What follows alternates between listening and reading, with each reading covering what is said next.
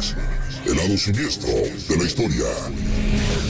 Bienvenidos a Enigmas, el lado siniestro de la historia. Yo soy Rubén Moya. Catalina Díaz era una excelente compañera de trabajo.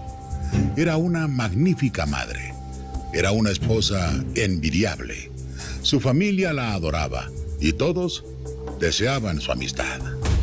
Catalina nunca hizo algo malo en su vida. Vaya, ni siquiera robarse un dulce. Su único error fue no tener el tino para escoger bien a sus amistades, o peor aún, no distinguir sus ambiciones. ¿Por qué se lo digo? Porque un día Catalina apareció flotando en un río, y por si fuera poco, adentro de un ataúd. Pero, ¿quién fue capaz de matar a una persona tan buena?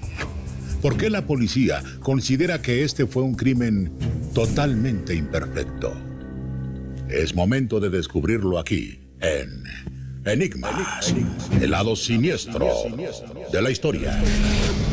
Fue la tarde del 31 de octubre de 2013 que Catalina acudió con Johan como siempre para atender una inquietud en la que, según ella, los ángeles intercederían a su favor. Pero sucedió todo lo contrario, porque esa tarde el diablo ya estaba suelto. Johan Ruiz preparó todos los elementos para dar paso al supuesto ritual, con el que le aseguraría un éxito en la compra de una propiedad para la cual ella y su esposo habían ahorrado durante años. Fue así como Johan le dio un brebaje a Catalina, uno que le haría abandonar la voluntad y caer completamente desmayada. La supuesta consulta había sido tan solo un pretexto. En realidad, lo que Johan buscaba era que Catalina y su esposo le hicieran una transferencia bancaria, una a cambio de que él le respetara la vida. Pasaron las horas y Catalina no aparecía, lo cual a su familia le pareció completamente sospechoso. El día del encuentro, Catalina le había avisado a su hermana que tenía una cita, pero jamás le reveló los detalles sobre la misma. Catalina Díaz, quien era de profesión abogada y estaba casada, tenía una niña de 8 años y siempre había sido súper responsable en sus deberes como madre. Sin embargo, ese día sucedió algo inédito. Catalina jamás llegó al colegio a recoger a su hija. La hermana de Catalina pensó que tal vez le habían robado el celular y, para no alarmar a su marido, prefirió esperar un tiempo para ver si ella se comunicaba. Pero horas más tarde sonó el teléfono del esposo de Catalina y en la pantalla se leía Negra, que era como le decía a su esposa de cariño. Su esposo contestó, animado, pensando que del otro lado de la línea escucharía la voz de su mujer. Pero no sucedió así.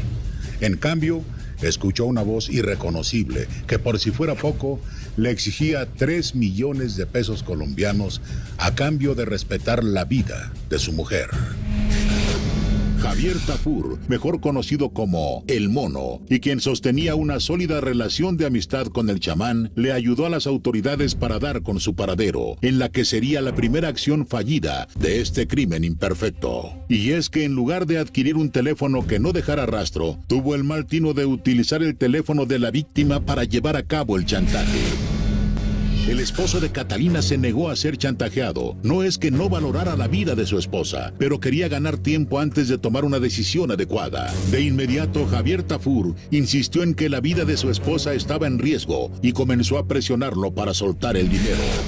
Mientras tanto, en la casa del falso brujo, Catalina se debatía entre la vida y la muerte, entre la realidad y la somnolencia provocada por el brebaje que le había suministrado y que tenía todo un cóctel de fármacos. Al darse cuenta de que su llamada no había surtido el efecto deseado, Javier Tafur le habló al hermano de Catalina para llevar a cabo una segunda advertencia. Pero esta vez, no solo pondrían en juego la vida de Catalina, también la de su esposo y su hija. No solo eran pésimos criminales, también malísimos como negociadores, y como si la vida de Catalina estuviera en una subasta, al darse cuenta de que ni el esposo o el hermano cedían, optaron por hacerles una rebaja. Todo este tiempo le sirvió al esposo de Catalina para solicitar la ayuda de las autoridades. Fue así como una unidad especializada puso manos a la obra y lanzaron la primera carnada, una para novatos, y que consistía en pedirle al criminal una cuenta bancaria para después rastrearla. Por increíble que parezca, Javier Tafur, en lugar de solicitar la entrega en efectivo del dinero, mordió el anzuelo. ¿Y saben qué? Además proporcionó su propia cuenta bancaria. Fue cuestión de minutos para que la policía supiera quién estaba detrás del secuestro de Catalina. Seguramente los delincuentes habían visto muchas películas sobre crímenes y creyeron que al hacer llamadas muy cortas no habría manera de rastrearlas. Hasta cierto punto tenían la razón, pero gracias a la tecnología con la que contaba la policía en esos tiempos, fue fácil marcar un perímetro del cual estaban saliendo las llamadas. Y entonces se ayudaron de las cámaras de seguridad para evaluar cualquier movimiento que los condujera al paradero de Catalina. Y así fue. Descubrieron a esta mujer entrando a un domicilio acompañada de otra persona. Sí, efectivamente la señora había ingresado el día 31 de octubre al lugar con 2 sujetos. Al día siguiente de esta casa salieron 2 sujetos. Al rato volvieron con unas tablas y otros elementos, las descargaron y posteriormente las ingresaron.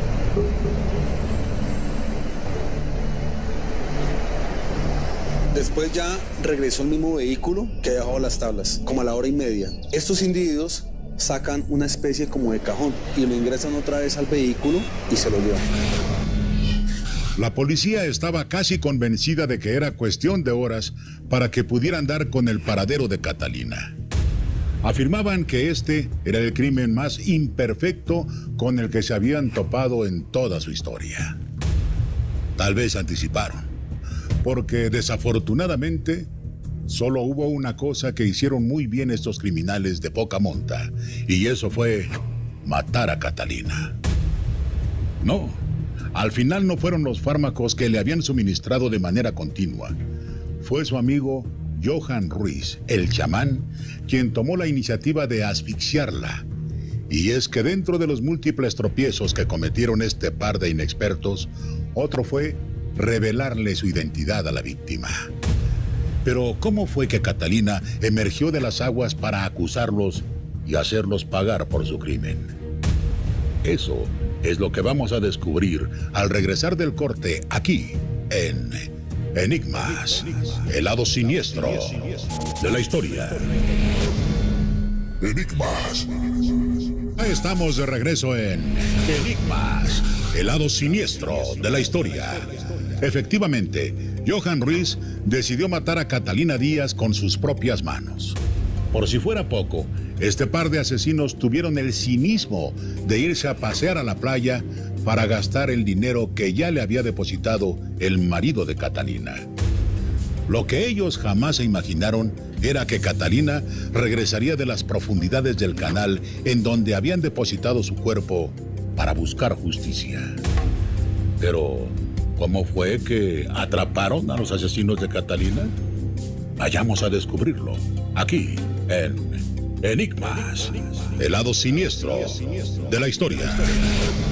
El 7 de noviembre de 2013, la noticia que nadie hubiera querido se dio a través de los medios. En un canal al norte de Bogotá flotaba una misteriosa caja de madera sobre las aguas negras. Los forenses constataron que era el cuerpo de una mujer y que por el grado de descomposición tendría una semana de haber muerto. En los siguientes días se confirmó que se trataba de la abogada Catalina Díaz y que su fallecimiento fue por asfixia.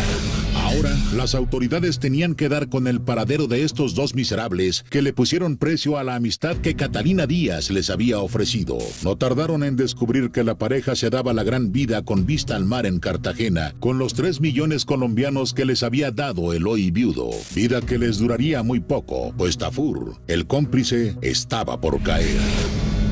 Pero ni estando preso, este tipo soltó información del paradero de Johan Ruiz. Se tardó 3 meses en romper el silencio y la fidelidad extrema que le tenía al autor intelectual y asesino de Catalina Díaz. En su confesión, detalló que el falso chamán le había arrebatado la vida a la abogada, asfixiándola con una almohada.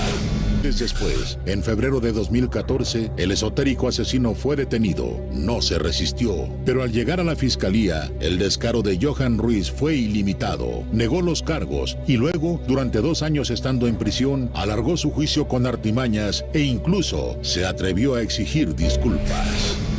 De nada le sirvió a Johan Ruiz declararse inocente de los cargos e incluso inventarse enfermedades para posponer el juicio, ya que las pruebas apuntaban en su contra, y por si fuera poco, su cómplice, su mejor amigo Javier Tafur, terminó haciéndolo responsable del asesinato de Catalina. Hoy, Johan cumple una condena de 50 años por el asesinato de esta mujer, mientras que Javier Tafur, por darle información a las autoridades, pasará 30 años tras las rejas. Catalina confió en la amistad de Johan y este la terminó matando, mientras que Johan confió en Javier, quien al final lo acabó denunciando, dándonos a entender que quien a hierro mata, también a hierro muere. No se vayan, porque al regresar les presentaremos el que fue uno de los hoteles más lujosos de Argentina y en el que hoy su verdadero lujo consiste en ir a cazar fantasmas. Esto es Enigmas, el lado siniestro de la historia. Enigmas.